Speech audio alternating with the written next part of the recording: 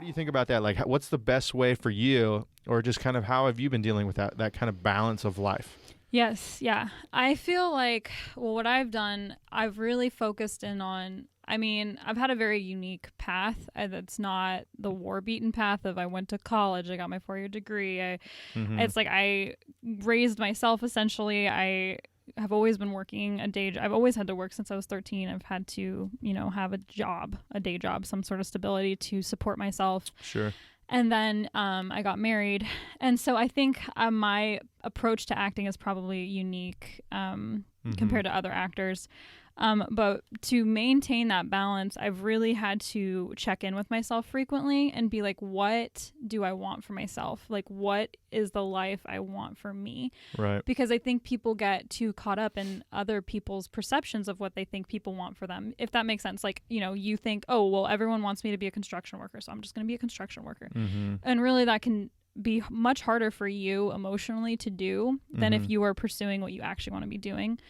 I feel like my life has been freed up in a lot of ways because I have simplified it so much. I've really distilled what I focus on. I focus on my marriage. I focus on health, which is very life-giving for me. Acting is what I've always wanted to do, so I've really put all my attention into that. My day job is a job that I enjoy. Like, right. I really worked hard to find a job that works with me.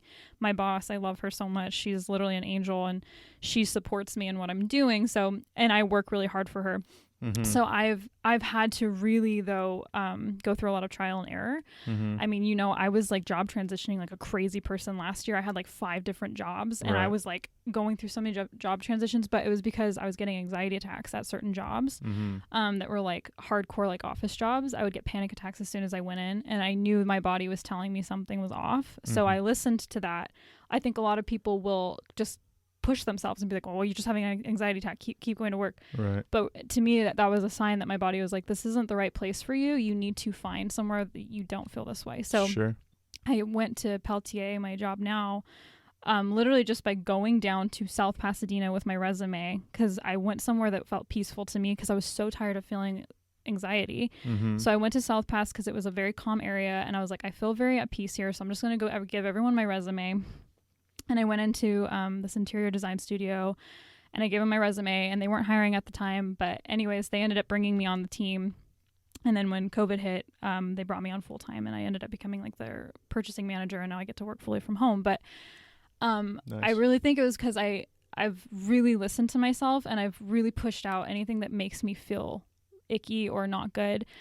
So now I feel like it's not easy juggling everything. It's not by any stretch of the imagination. But I do feel like just ridding myself of things that take my energy negatively has helped me pursue what I actually want to be doing. I just hit your mic, sorry. Right, you're totally good. So really just saying no to any excess drama, people who make me feel like they're taking from me, anything that's not helping me. And I feel bad saying that because it sounds so selfish, but it's like I've had to do that for myself. I've said no to a lot of things. I don't, Chris and I have said no to having kids. We've said no to a lot of different things that people would probably do because I'm so committed to pursuing what I'm doing. And so I guess I'm just trying to say, like, I would say to anyone who's trying to do multiple avenues, and they're a multifaceted person, and you're trying to do a creative, and you have a day job, and you have a family that you need to tend to, just cut out anything that makes you feel not good. Like anything that is making you feel depressed or anxious, that is what's going to keep you from actually doing what you want to do. Right. Yeah, no. And I definitely want to touch on that. It's a good topic. We're in the sense of like,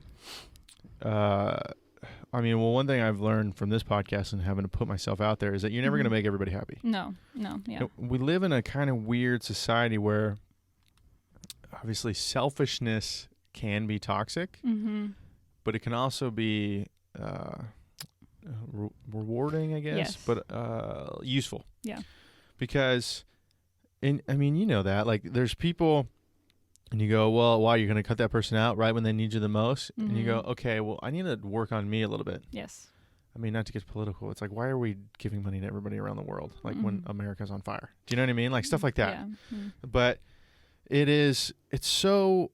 Yeah, like you have to focus on yourself because you can't give to others if you have nothing to give from yourself. Yes, yeah. You know what I mean? So What do you think was the biggest thing you learned after you kind of took those steps, right? Because here you are, you said, okay, hey, I'm not giving up on giving to the world. And you didn't cut everybody out, but you just kind of took a second to like, all right, I'm going to just focus inward and kind of work on myself. You know what I mean? Your view on yourself since doing that, well, what has it been, a year, 6 months since you kind of started that process? Yeah, it's been like 2 years. 2 years? Yeah. Okay. So over the last 2 years, what's the biggest thing you're proud of?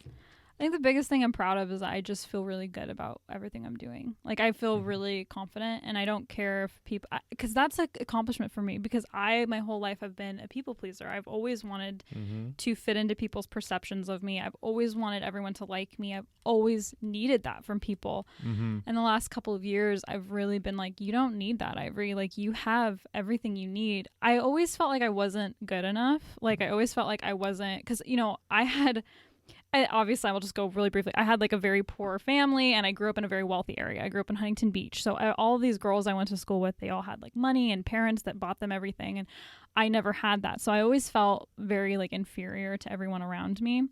And I think I always channeled my energy into just working. I was like, well, you just have to work harder than everybody. Sure. And then once I graduated and did a lot of healing and saw a therapist and got married and stuff, I realized like, oh, you actually have everything you need, and you don't have to like keep that over your head. Like, you have it all at your disposal. Like, it's all okay. And I think the thing I'm most proud of is I really do feel very good now. Even if people don't understand, oh, why are you doing acting? That's so strange. I'm confident enough in myself to be like, well, I love this, and this is my art. Like, this is what I do, and I'm very proud of it.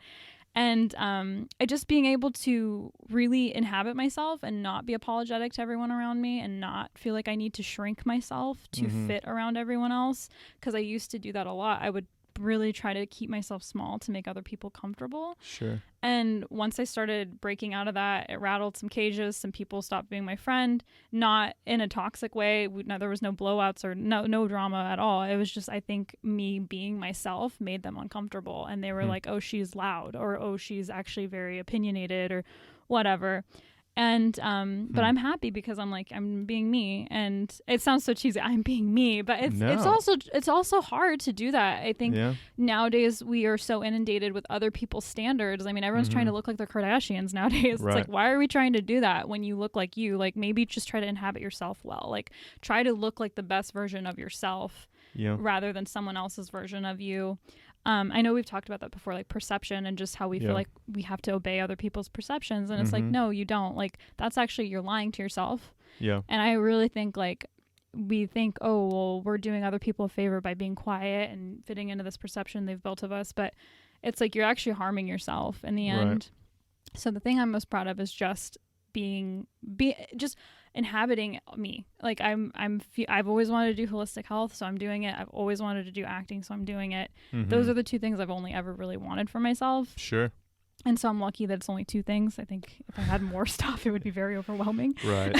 Yeah. But I have had to really rid myself of, I deleted my old Instagram that was connected to a lot of people that, used to know me. And I was like, I don't want that connection. I wish everyone the best. I don't have any issues with anybody, but I need to really feel freed up in my own life.